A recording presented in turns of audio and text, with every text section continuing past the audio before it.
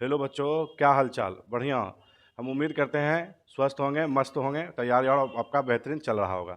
ठीक है, तो आज हम लोग जो है इस वीडियो में बात करेंगे बहुलक का बचा हुआ जो पार्ट था उसी के बारे में हम लोग बात करने वाले हैं। ठीक है, अगर आप पार्ट 1 नहीं देखे हैं तो डिस्क्रिप्शन में उसका लिंक दिया गया है, पहले आप उसको जाके देखिए, तब पुनः इसको आप देखिएगा। ठीक है, तो हम पिछले वीडियो में ये बात किए थे कि बहुलक क्या है।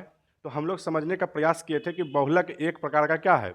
ये हम लोग बहुत सारा मोनोमर को एक जगह इकट्ठा करके जब परस्पर सबको आपस में जोड़ देते थे तो वही मेरा बहुलक बन जा रहा था। जैसे कि एग्जांपल में समझने का प्रयास किए थे, एक लड्डू का जैसे हम निर्माण कर रहे थे तो बहुत सारा बूंदे मिलकर तब जाके एक लड्डू का निर्माण करता है। वैसे ही बहुलक को बनाने के लिए हम लोग बहुत सारा बूंदी यानी बहुत सारा छोटे छोटे कण लेना होता है, वह कण को आपस में परस्पर जोड़ना होता है और जोड़ के जो एक बृहद अणु का निर्माण होता है उसी को हम लोग बहुलक बोलते हैं। ठीक है, फिर पुनः देखे थे बहुलक को हम वर्गीकरण करने का प्रयास किए थे, यानी उसको बांटने का प्रयास किए थे। तो हम देखे थे पहला नंबर जो है संरचना के आधार पे तो 3 गो होता था, और जो है जब स्रोत के आधार पे देख रहे थे तो जो है वो 3 प्रकार का होता था।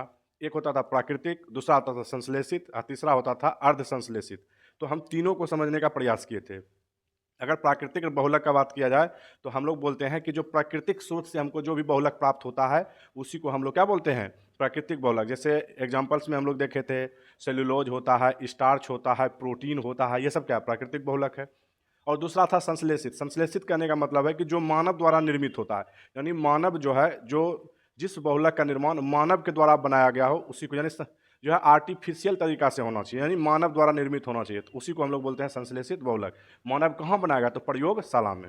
जैसे एग्जाम्पल में हम लोग देखे थे पॉलीथीन होता है, पीवीसी होता है, ये सब क्या है संश्लेषित बहुलक है। बेकेलाइट है, मेलामाइन है, नाइलॉन 6 है, ये सब कहाँ तैयार होता है, तो ये सब जो तैयार करेंगे हम लोग प्रयोगशाला में करेंगे। ठीक है, अच्छा, तीसरा था अर्ध संश्लेषित। अर्ध संश्लेषित किसको बोल रहे थे, तो अर्ध संश्लेषित हम उसको बोलते हैं कि जब रहेगा प्राकृतिक तरीका से ही लेकिन उसमें हम थोड़ा सा छेड़छाड़ करेंगे और नया बहुलक का निर्माण करेंगे तो उसी को बोलते हैं अर्ध संश्लेषित, यानी आधा मानव द्वारा आधा प्राकृतिक का, इसी कारण से उसको अर्ध संश्लेषित बोलते हैं। ठीक है, तो हम लोग इसी को पढ़ने के क्रम में जब सबको पढ़ रहे थे तो संश्लेषित बहुलक पढ़ रहे थे। संश्लेषित बहुलक में हम देख रहे थे कि 2 गो प्रकार होता है, एक होता है योगशील बहुलक और दूसरा होता था संघनन बहुलक। तो योगशील बहुलक तो हम लोग पढ़ लिए थे, आज हम लोग पढ़ने का प्रयास करेंगे संघनन बहुलक। क्या पढ़ेंगे, संघनन बहुलक।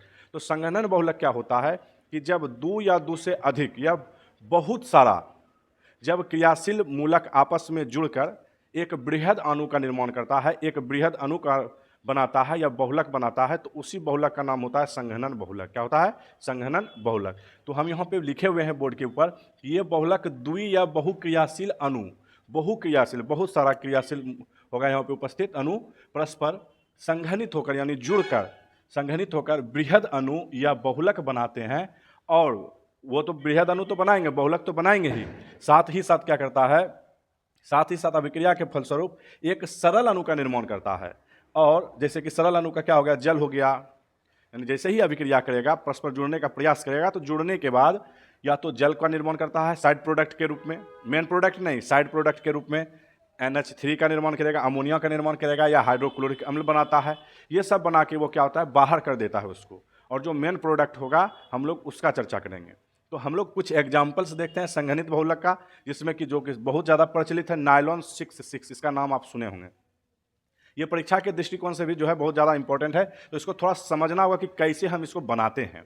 ठीक है, एक होता है नायलॉन 6, एक होता है नायलॉन 6, खाली 6 रहेगा, ये नायलॉन 6 है, ये नायलॉन 6 है। ठीक है, याद रखना है, काहे उसको 6 बोलते हैं और इसको काहे 6 बोलते हैं वो भी समझने का हम प्रयास करेंगे। लमसम दोनों मिला जुला के एक ही जैसा होता है लेकिन थोड़ा सा अंतर होता है, क्या अंतर होगा वो समझेंगे हम लोग। तो सबसे पहले नायलॉन 6 कैसे बनाएंगे, तो सिंपल है, जो है एडिपिक अम्ल लेंगे जो कि एक द्विभाषमिक अम्ल होता है का संघनन हेक्सा मेथिलीन डायमीन के साथ में उसको मिलाएंगे, यानी एक रहेगा एडिपिक अम्ल और जो कि द्विभाषमिक अम्ल होता है, साथ ही साथ जिसका दूसरा यौगिक है हेक्सा मेथिलीन डायमीन के साथ इसको आपस में जुड़ा देंगे। तो जैसे ही जुड़ेगा तो जुड़ने के पश्चात हम लोग को देखने के लिए मिलेगा नायलॉन 6 का निर्माण हो जाता है। कैसे, तो ध्यान से देखना। तो ये जो हम लिखे हुए हैं इसी का नाम है एडिपिक अम्ल, ये आपको दिख रहा होगा ये वाला, यहाँ से यहाँ, इसी का नाम है एडिपिक अम्ल। ठीक है, अच्छा, ये एडिपिक अम्ल हुआ, और यहाँ से लेकर यहाँ तक जो देख रहे हैं इसी का नाम है हेक्सा। हेक्सा का मतलब 6 6 गो है, यहाँ पे देख सकते हैं आप, यहाँ 6 गो है। CH2 को हम लोग क्या बोलते हैं, मेथिलीन बोलते हैं, और ये 6 गो है तो इसको हम क्या बोलेंगे, हेक्सा मेथिलीन। उसके बाद डाई एमीन ग्रुप है, NH2 है तो हम लगाएंगे एमीन, ठीक है। और इसी से देख पा रहे हैं जब दोनों को आपस में मिलाते हैं तो n मात्रा में जल जो है क्या होता है, निष्कासित होता है, वो बाहर निकल रहा होता है। और मेन प्रोडक्ट के रूप में हम देखते हैं तो जो NH है वो अपना एक हाइड्रोजन खो देता है और ये दोनों आपस में जुड़ जाता है। तो जैसे दोनों का बंधन को जोड़ने का जो काम करता है वो NH करता है। कौन करता है, NH। तो अब हम लोग देखते हैं यहाँ पे कार्बन 6 को काहे लिखे हैं तो ध्यान से समझना है। ये NH को अगर हम बॉर्डर मान लें, ये वाला NH को, तो बॉर्डर का उधर देखते हैं तो 6 कार्बन है, इधर 6 कार्बन है। इसी कारण से इसका नाम होता है नायलॉन 6 देखिए, एक कार्बन 4 गो यहाँ है, CH2 4 गो, और एक फिर कार्बन यहाँ, तो 1 4 1 5 1 6, इस कारण से 6।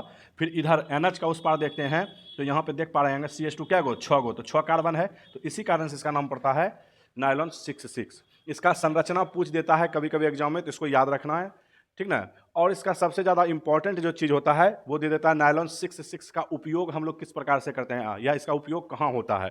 तो उपयोग में याद रखना है, मछली पकड़ने वाला जाल देखे होंगे, वहाँ पे नायलॉन 6 का ही बना हुआ होता है मछली का जाल। यह रस्सी हम लोग जो देखते हैं, जो तांत वाला रस्सी होता है, इसी का बना हुआ होता है। कपड़ा भी बनता है इसका, किसका, नायलॉन 6 का। और पैराशूट तो हम लोग सब जानते हैं, जो हवा में से छलांग मारने के बाद पृथ्वी के ऊपर या ज़मीन के स्तर पे आना है तो पैराशूट का हम लोग इस्तेमाल करते हैं, ठीक है। वो पैराशूट हो, टायर कार्ड हो, पेंट हो या ब्रश हो, ये सब का जो बनाने का कार्य होता है या जो उपयोग करते हैं किसका, तो नायलॉन 6 का, ठीक है। अच्छा, अब दूसरा बात बनता है नायलॉन 6 क्या है। तो हम लोग क्या करते हैं, जो नायलॉन 6 है इसको बनाने के लिए नमी वाला स्थान पे लेके चलेंगे, किसको, कैप्रोलेक्टम को। किसको लेके चलेंगे, कैप्रोलेक्टम को।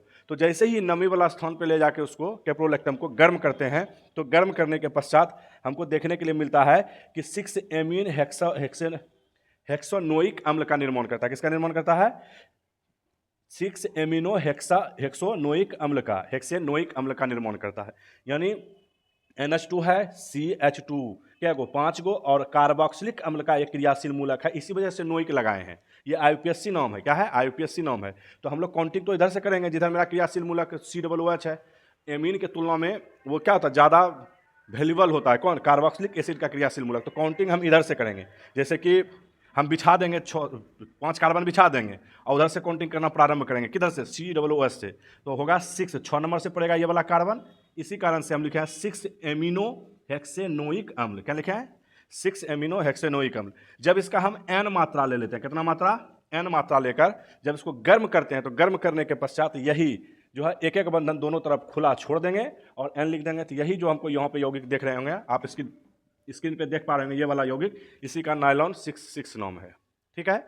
चलिए अब हम लोग देखते हैं कि जो अगला एग्जाम्पल है, ये हम लोग पहला देखे थे, ये मेरा दूसरा हो गया नायलॉन 6, और ये तीसरा है पॉलिस्टर।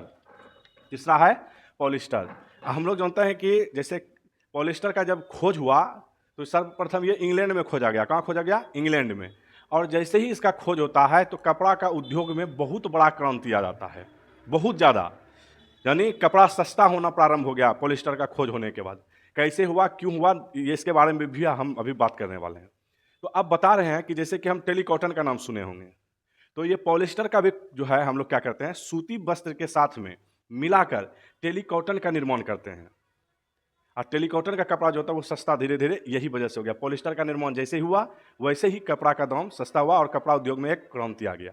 तो अब हम देखते हैं कि जो इतना इंपॉर्टेंट है इसको तो पढ़ना जरूरी है, जो क्रांति ला दिया तो उसके बारे में जानना जरूरी है। तो हम लोग जानते हैं कि इसको बनाते कैसे हैं। तो एकदम बनाना इसको एकदम आसान है। कैसे आसान है, ध्यान से समझना है। एक द्विहाइड्रिक अम्ल ले लेना है। क्या लेना है, एक द्विहाइड्रिक अम्ल। द्विहाइड्रिक का मतलब होता है कि जो है जिस यौगिक में जो हाइड्रोक्सिल मूलक है, यानी एल्कोहल का जो क्रियाशील मूलक OH है वो 2 गो होना चाहिए एक ही यौगिक में। एक ही यौगिक में क्या गो, 2 गो। और साथ ही साथ कार्बोक्सिलिक अम्ल का भी क्या होना चाहिए, एक ही यौगिक में 2 क्रियाशील मूलक होना चाहिए। यानी एक तरफ OH होना चाहिए और फिर OH होना चाहिए। फिर जो है कार्बोक्सिलिक एसिड में भी वैसे ही उसका भी क्रियाशील मूलक में COOH होना चाहिए और फिर COOH होना चाहिए, एक ही यौगिक में। तब जब दोनों आपस में मिलेगा तब जाके पॉलिस्टर का निर्माण करेगा। किसका निर्माण करेगा? पॉलिस्टर का। अब पॉलिस्टर का ही कैसे निर्माण करता है? तो दोनों का क्रियाशील मूलक आपस में जुड़कर एक एस्टर का निर्माण करता है। किसका? एस्टर। यानी एस्टर का क्रियाशील मूलक क्या होता है? COO बस, और दोनों बगल एल्काइल ग्रुप, बस सेम चीज वही यहाँ पे होगा। तो यहाँ पे आप देख पा रहे होंगे हम यहाँ पे लिए द्विहाइड्रिक एल्कोहल, n मात्रा में द्विहाइड्रिक एल्कोहल, ये बीच वाला है सरल हाइड्रोकार्बन।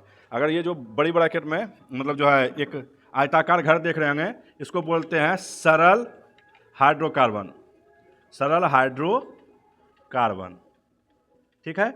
ये सूचक है, ज़्यादा ना लिख के इसको कम में लिख दिए। और वैसे ही इसी के जैसा द्वि कार्बोक्सिलिक अम्ल भी लिए हुए हैं, ये देख पा रहे होंगे। तो दोनों को जब आपस में मिलाते हैं तो मिलाने के बाद देख पा रहे होंगे OH एगो बाहर में तो एगो COOH बाहर में। अब बीच में आपको दिख रहा होगा यही है, इसको OCO लिख दें या COO लिख दें, यही एस्टर का क्रियाशील मूलक है। किसका?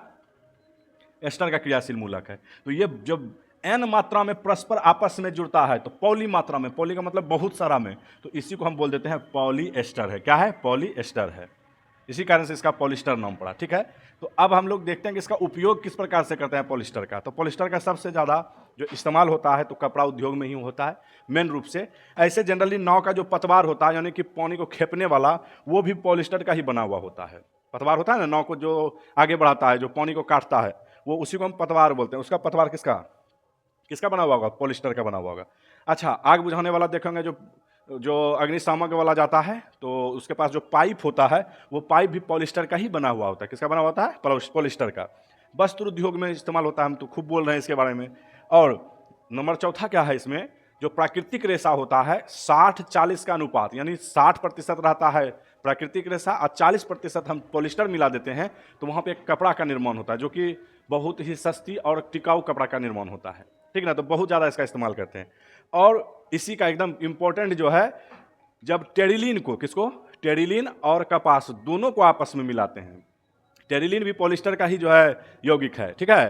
तो जब टेरिलीन और कपास को मिलाकर जब मिश्रित करते हैं तो एक नया कपड़ा का निर्माण होता है जिसको हम टेलीकॉटन कहते हैं। क्या कहते हैं? टेलीकॉटन, ठीक है। ये कपड़ा तैयार किया जाता है। तो ये मेन रूप से इसका एग्जाम्पल्स था। इसमें और 2 एग्जाम्पल्स है जिसको हम अभी देखने का बात करेंगे, जो कि एक होता है बेकेलाइट और दूसरा होता है मेलामाइन। वो भी समझने का भी हम प्रयास करेंगे, ठीक। देखते हैं जो बचा हुआ यौगिक था उसको देखने का प्रयास करते हैं। जैसे एग्जाम्पल में और एक था बेकेलाइट। बेकेलाइट, इसका नाम होता है फिनॉल फॉर्मल्डिहाइड प्लास्टिक भी बोलते हैं। किसको? बेकेलाइट को। तो अब बेकेलाइट को हम बनाते कैसे हैं? तो फिनॉल को क्षार या अम्ल की उपस्थिति में फॉर्मल्डिहाइड के साथ जब अभिक्रिया कराते हैं तो उच्च अनुभार वाला पदार्थ बनता है जिसमें बहुत से फिनॉल वाले जो है CH2 सिंगल बॉन्ड दोनों बगल खुला हुआ रहेगा, समूह के माध्यम से परस्पर जुड़े होते हैं। किस प्रकार से? इस प्रकार से देख पा रहे होंगे, ठीक ना। जब बहुत सारा फिनॉल जो है आपस में CH2 के द्वारा, अब फिर आगे जाके जो CH2 लिखे हैं इसके आगे भी फिनॉल का ग्रुप है, फिर उसके बाद CH2 होगा, फिर उसके बाद जो फिनॉल ग्रुप जुड़ा हुआ होगा। तो ऐसा जब बना हुआ होता है तो उसी को हम बेकेलाइट बोलते हैं। क्या बोलते हैं? बेकेलाइट। तो याद रखना है कि बेकेलाइट को कैसे हम लोग बनाते हैं। तो बेकेलाइट को हम फिनॉल और फॉर्मल्डिहाइड के साथ में क्या करेंगे? आपस में मिलाएंगे। यहाँ पे लिखे हुए हैं फिनॉल, बीच में फॉर्मल्डिहाइड है और फिर फिनॉल है। जब दोनों को आपस में मिला कर विक्रिया कराते हैं तो कराने के बाद जल बाहर निकल जाता है, पानी बाहर निकल जाता है, H2O बाहर निकल जाता है। बाद में जो बचता है आपस में एक फिनॉल रिंग रहता है और एक फिनॉल रिंग दूसरे फिनॉल रिंग को जोड़ने के लिए बीच में CH2 उपस्थित होता है। तो ये हम जो है बेकेलाइट का एक भाग लिए हैं। कितना भाग लिए हैं? एक भाग। इस ऐसा बहुत सारा रहता है N तक, ठीक है। तो बेकेलाइट बनाने का विधि हम लोग सीख लिए। अब हम लोग सीखते हैं कि बेकेलाइट का इस्तेमाल हम लोग का कहाँ होता है। तो हम लोग जानते हैं कि बिजली का जो प्लग होता है, यानी कि जो प्लग लगाने वाला होता है, वो जो प्लग बना हुआ होता है इसी बेकेलाइट का ही बना हुआ होता है। जो स्विच होता है वो स्विच भी जो है बेकेलाइट का बना हुआ होता है। जो टेलीफोन का पहले टेलीफोन होता था ना चोंगा वाला, उसमें जो रिसीवर लगा हुआ होता था वो रिसीवर भी किसका बना हुआ था? बेकेलाइट का। विद्युत का जो प्लेट होता है वो भी किसका बना होता है? तो बेकेलाइट का, ठीक है। बेकेलाइट के बाद है मेलामाइन। क्या है? मेलामाइन। इसका हम एक और नाम बोलते हैं फॉर्मल्डिहाइड प्लास्टिक। क्या बोलते हैं? Formaldehyde plastic. इसको बनाने के लिए हम लोग क्या करते हैं? खुद मेलामाइन को ही लेते हैं, ठीक ना। मेलामाइन का ये सूत्र है, बेंजीन रिंग के जैसा रहेगा, जो है एक पारा पे एन रहेगा, फिर मेटा पे ऑर्थो मेटा, उसके बाद जो है मेटा पे रहेगा ये दो गो, और उसके साथ में यहाँ पे जो है NH2 ग्रुप जुड़ा हुआ रहेगा, यहाँ पे NH2 ग्रुप जुड़ा रहेगा। इसको हम नीचे से भी एक NH2 ग्रुप जुड़ा हुआ रहेगा जिसको हम मेलामाइन बोलते हैं। क्या बोलते हैं? मेलामाइन। अब मेलामाइन का अभिक्रिया हम जो है फॉर्मल्डिहाइड के साथ में कराते हैं। किसके साथ में? फॉर्मल्डिहाइड के साथ में। तो जैसे ही अभिक्रिया करता है तो मेलामाइन का ही बहुत सारा यौगिक जो है, मतलब इसी का अणु बहुत सारा एक जगह इकट्ठा हो जाता है। यहाँ पे एन लगा देना है, यहाँ पे क्या लगेगा? एन। इसके जैसा बहुत सारा, ये जो हम बंधन काटे हुए हैं ये कटना चाहिए। इसका मतलब होता है इसके आगे भी है, ये एक भाग हम काट के रखे हुए हैं यहाँ पे, ठीक है। इसका मतलब यही होता है, इसके आगे भी है और इसके पीछे भी है, ठीक है। तो हम इसको जो है इस यौगिक का ही नाम हम मेलामाइन बहुलक रखते हैं, ठीक ना। ये सिर्फ मेलामाइन है, एकलक है, लेकिन जब दोनों मिल जाता है आपस में तो बहुत सारा जब आ जाएगा इसका अणु तो यही बहुलक बन जाएगा। क्या बन जाएगा? बहुलक। बहुत अच्छा। अब हम लोग जो है एक देखते हैं कि उष्मीय प्लास्टिक क्या होता है और एक होता है उष्मादृढ़ प्लास्टिक, किसको बोलते हैं। तो इसको इंग्लिश में थर्मोप्लास्टिक बोलते हैं। एग्जाम में क्या करता है, थर्मोप्लास्टिक दे देता है, उसके बाद जो है थर्मोसेटिंग प्लास्टिक दे देता है, उसका अंतर पूछ देता है। तो इसको भी इंपॉर्टेंट यानी VVI ही मान के चलना है और इसको याद रख लेना है, ठीक है। तो हम लोग जो है उष्मीय प्लास्टिक उसको बोलेंगे जब उष्मा देने के बाद वो क्या होगा, मुलायम हो जाए और जो उसका आकृति है, उसका शेप एंड जो साइज है वो चेंज हो जाएगा, तो उसको हम उष्मीय प्लास्टिक बोलेंगे। क्या बोलेंगे? उष्मीय प्लास्टिक।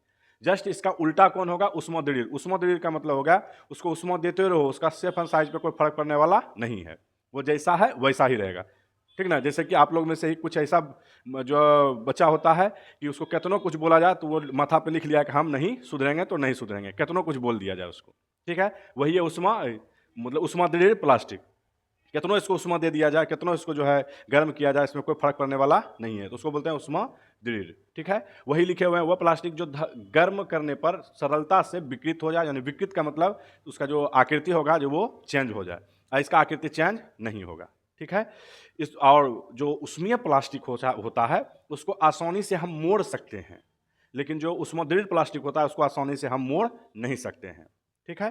तीसरा अंतर क्या है, ये उष्मा का सुचालक होता है, यानी ये अपने में से उष्मा को संचार कर देता है, जबकि उष्मादृढ़ प्लास्टिक का कहना है कि हम उष्मा का कुचालक रहेंगे। जब हमारे अंदर उष्मा आएगा ही नहीं तो हमारे अंदर परिवर्तन कौन से आएगा? एकदम परिवर्तन नहीं होगा, ठीक है। इसका उपयोग जो है कंघी बनाने, जो बाल ठकरने वाला होता है, बाल में जो है करने के लिए, केस को संवारने के लिए जो होता है वो कंघी, कुर्सी और बहुत सारा चीज़ जो है उष्मा प्लास्टिक का बनाया जाता है।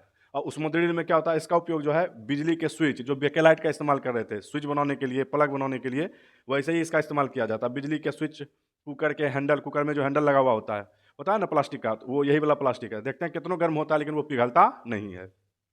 तो यही उसमें उष्मादृढ़ प्लास्टिक ही रहता है उसमें लगा हुआ, हत्था ETC बनाने में। अगर इसका एग्जाम्पल का बात किया जाए तो कौन है, तो पॉलीथीन है, PVC है, पॉलीविनाइल क्लोराइड है, पॉलीक्लोरोएथीन है, ETC, और भी एग्जाम्पल्स इसका हो सकता है। और इसका क्या है, तो इसका एक बेकेलाइट है, किसका? उष्मादृढ़ का। यहाँ से ऑब्जेक्टिव टाइप का प्रश्न पूछा गया है, निम्न में से कौन सा उष्मादृढ़ प्लास्टिक है? 3 गो एग्जाम्पल इसका उठा के दे देगा, चौथा इसका। तो याद रखना बेकेलाइट का ही, बेकेलाइट क्या है? उष्मादृढ़ प्लास्टिक है या थर्मोसेटिंग प्लास्टिक है, ठीक है। तो आज हम लोग जो है समझने का प्रयास किए, जो बहुलक का बचा हुआ भाग था उसको समझने का प्रयास किए, ठीक है। हम उम्मीद करते हैं समझ में आ गया होगा बढ़िया से। अगर नहीं आया तो 1 से 2 बार वीडियो को पुनः देखना है, समझ में एकदम बढ़िया गारंटी के साथ में आएगा, ठीक है। तो जो है अगर आप इस चैनल